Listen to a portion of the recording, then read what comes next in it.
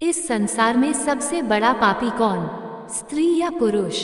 भोगवती नाम की एक नगरी थी। उसमें राजा रूपसेन राज करता था। उसके पास चिंतामणि नाम का एक तोता था। एक दिन राजा ने उससे पूछा, हमारा ब्याह किसके साथ होगा? तोते ने कहा, मगध देश के राजा की बेटी चंद्रावती के साथ होगा। राजा ने ज्योतिषी को बुलाकर पूछा तो उसने भी यही कहा। उधर मगध देश की राजकन्या के पास एक मैना थी। उसका नाम था मदन मंजरी। एक दिन राजकन्या ने उससे पूछा कि मेरा विवाह किसके साथ होगा, तो उसने कह दिया कि भोगवती नगर के राजा रूपसेन के साथ। इसके बाद दोनों का विवाह हो गया।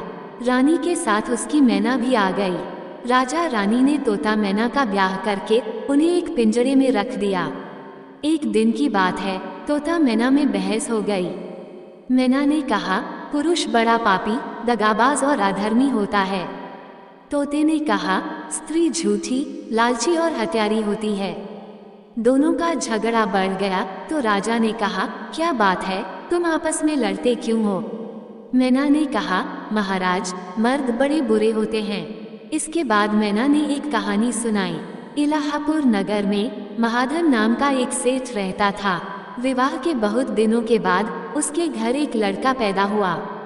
सेठ ने उसका बड़ी अच्छी तरह से लालन पालन किया, पर लड़का बड़ा होकर जुआ खेलने लगा। इस बीच सेठ मर गया। लड़के ने अपना सारा धन जुए में खो दिया। जब पास में कुछ न बचा तो वह नगर छोड़कर चंद्रपुरी नामक नगरी में जा पहुंचा। वहां हेमगुप्त नाम का साहूकार रहता था।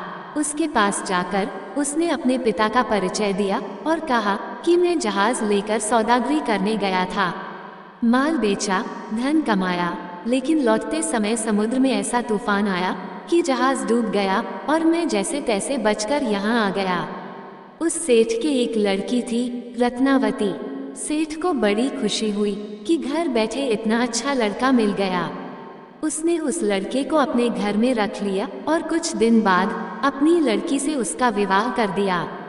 दोनों वहीं रहने लगे। अंत में एक दिन वहां से विदा हुए। सेठ ने बहुत सा धन दिया और एक दासी को उनके साथ भेज दिया। रास्ते में एक जंगल पड़ता था। वहां आकर लड़के ने स्त्री से कहा, यहाँ लुटेरों का बहुत डर है, तुम अपने गहने उतार कर मेरी कमर में बांध दो। लड़की ने ऐसा ही किया। इसके बाद लड़के ने कहारों को धन देकर डोली को वापस करा दिया और दासी को मारकर कुएं में डाल दिया। फिर स्त्री को भी कुएं में पटक कर आगे बढ़ गया। स्त्री रोने लगी। एक मुसाफिर उधर से जा रहा था। जंगल में रोने की आवाज सुनकर वह वहां आया। उसने स्त्री को कुएं से निकालकर उसके घर पहुंचा दिया।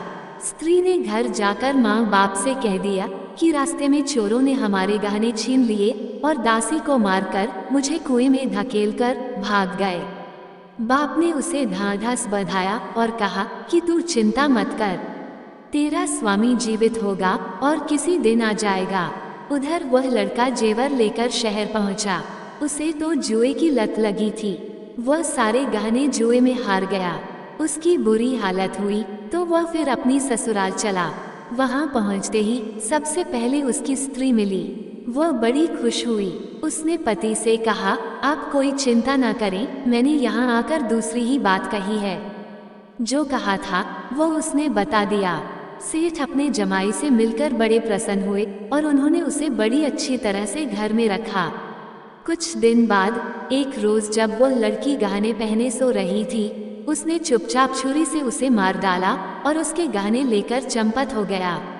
मैना बोली, महाराज, ये सब मैंने अपनी आंखों से देखा। ऐसा पापी होता है पुरुष। राजा ने तोते से कहा, अब तुम बताओ कि स्त्री क्यों बुरी होती है? इस पर तोते ने ये कहानी सुनाई।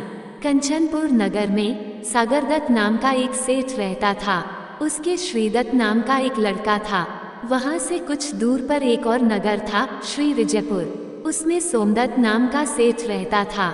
उसकी एक लड़की थी जिसका नाम जयश्री था। वह श्रीदत्त को ब्याही थी। ब्याह के बाद श्रीदत्त व्यापार करने परदेश चला गया। 12 बरस हो गए और वह न आया तो जयश्री व्याकुल होने लगी।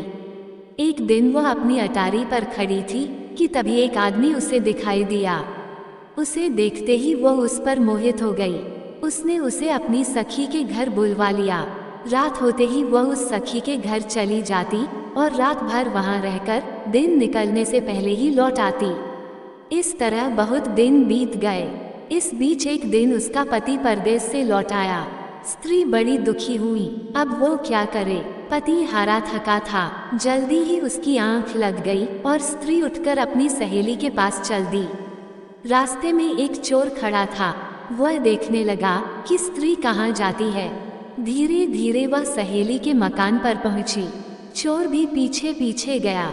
संयोग से उस आदमी को सांप ने काट लिया था और वह मरा पड़ा था। स्त्री ने समझा सो रहा है। वहीं आंगन में पीपल का एक पेड़ था जिस पर एक पिशाच बैठा ये लीला देख रहा था। उसने उस आदमी के शरीर में प्रवेश करके अपनी काम पिपासा मिटाई और उत्तेजित होकर उसने उन स्त्री की नाक काट ली और फिर उस आदमी की देह से निकलकर पेड़ पर जा बैठा। स्त्री रोती हुई अपनी सहेली के पास गई।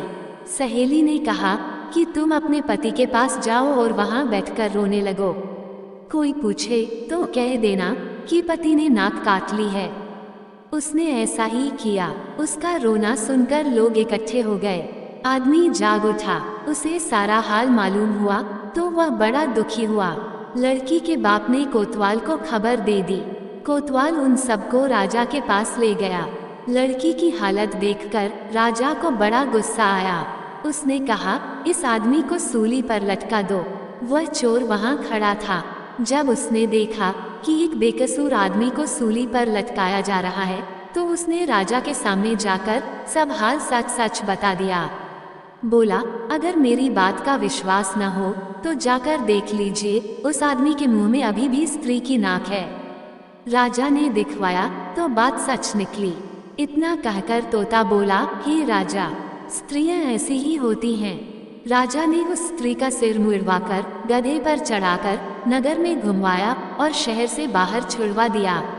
ये कहानी सुनाकर तोता बोला, हे राजन, अब आप ही फैसला करो कि दोनों में ज्यादा पापी कौन है। राजा ने कहा, स्त्री। तोते ने पूछा, कैसे? राजा ने कहा, मर्द कैसा ही दुष्ट हो, उसे धर्म का थोड़ा बहुत विचार रहता ही है, स्त्री को नहीं रहता।